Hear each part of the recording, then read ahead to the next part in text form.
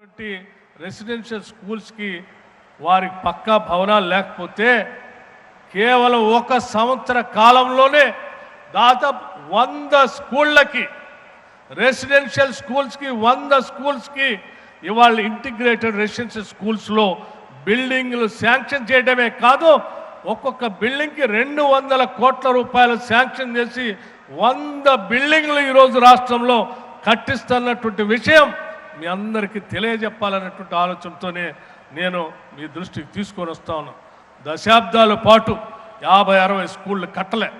కేవలం ఒక్క సంవత్సరంలో 100 స్కూల్స్ కట్టి 100 హాస్టల్ భవనాలు కట్టి చేసి చూపించినటువంటి ప్రభుత్వం ఈనాటి కాంగ్రెస్ ప్రభుత్వానికి కూడా ఈ సందర్భంగా మీ అందరికీ నేను మనవి చేస్తాను. అట్లాగే మిత్రుడు పొన్నం ప్రభాకర్ గారు చెప్పినట్టు ఈ రాష్ట్ర ప్రభుత్వం అధికారంలో రాగానే ఉన్నటువంటి రెసిడెన్షియల్ స్కూల్స్ సంబంధించి 40% డైట్ ఛార్జెస్ పెంచి 200% కాస్మెటిక్ ఛార్జెస్ పెంచి బలహీన వర్గాలకు రిజర్వేషన్లు ఇచ్చి బలహీన వర్గాలకు సంబంధించిన సర్వే చేసి ఈరోజు జ్యోతిరావు పూలే గారి విగ్రహాలు ఆవిష్కరణ కూడా చేసుకొని చాలా స్పష్టంగా ఈ ప్రభుత్వం బలహీన వర్గాల అభివృద్ధి కట్టుబడి ఉన్నది అని చెప్పేటువంటి కార్యక్రమానికి నాంది పలుకుతూ ఈరోజు మహానుభావుల విగ్రహాలను మనం ఆవిష్కరించుకున్నాం. ఏ మహానుభావుల విగ్రహాలైనా మనం ఎందుకు ఆవిష్కరించుకుంటామంటే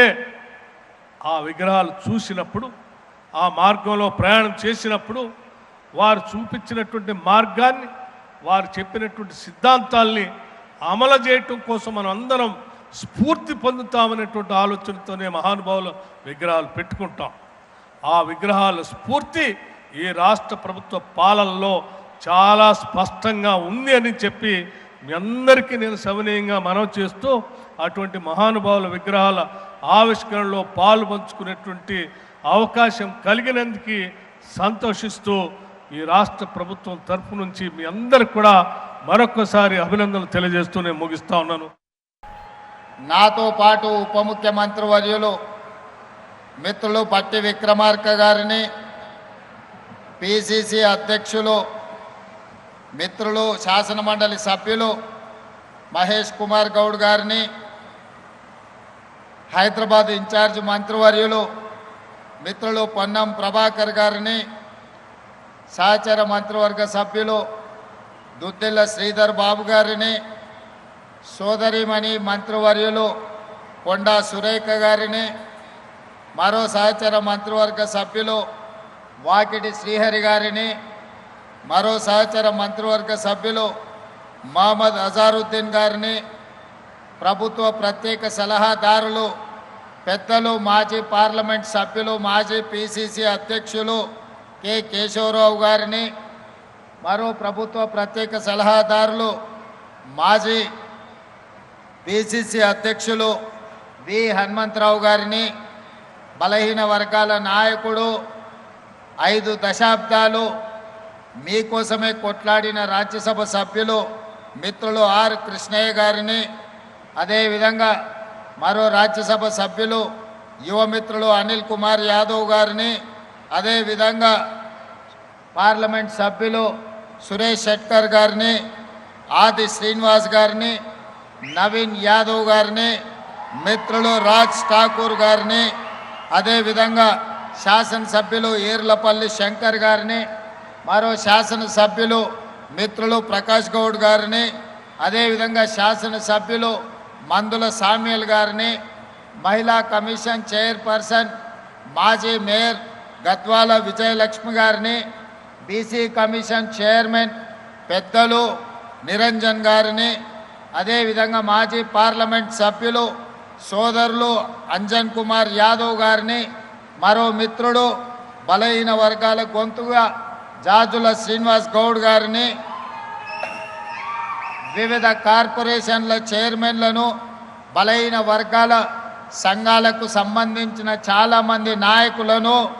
ప్రాణ సమానులైన యువమిత్రులు తమ్ముళ్ళు చెల్లెళ్ళు వేలాదిగా హాజరయ్యి ఆదర్శ పురుషుడైన జ్యోతిబా పూలే దంపతుల యొక్క విగ్రహావిష్కరణ కార్యక్రమాన్ని ఒక పండుగ వాతావరణంలో నిర్వహించినందుకు మనస్ఫూర్తిగా అభినందనలు తెలియజేస్తున్నా. మిత్రులారా, చాలా సందర్భాలలో చాలా ప్రదేశాలలో డాక్టర్ బాబాసాహెబ్ అంబేద్కర్ గారి విగ్రహాన్ని లేదా మహాత్మా గాంధీ గారి విగ్రహాన్ని లేదా జ్యోతిబా పూలే విగ్రహాన్ని లేదా శ్రీమతి ఇందిరాగాంధీ రాజీవ్ గాంధీ గారి విగ్రహాలను ఈ రాష్ట్రంలో ఈ దేశంలో ఎక్కడికి వెళ్ళినా మనం చూస్తూ ఉంటాం. చాలామంది ఈ విగ్రహాల దగ్గరికి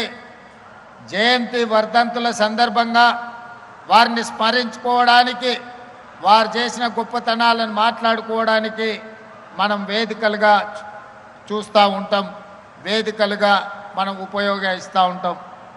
కానీ మిత్రులారా, ఇక్కడున్న యువ మిత్రులు ముఖ్యంగా మా చదువుకుంటున్న తమ్ముళ్ళు చెల్లెళ్ళు ఈనాడు స్ఫూర్తిగా తీసుకోవలసింది, ఎక్కడైతే ప్రజా కూడలి ఉందో అది గ్రామంలో కావచ్చు, పట్టణంలో కావచ్చు, నగరంలో కావచ్చు, లేదా ఈరోజు హైదరాబాదు నగర నడిబొడ్డున నెక్లెస్ రోడ్డులో కావచ్చు,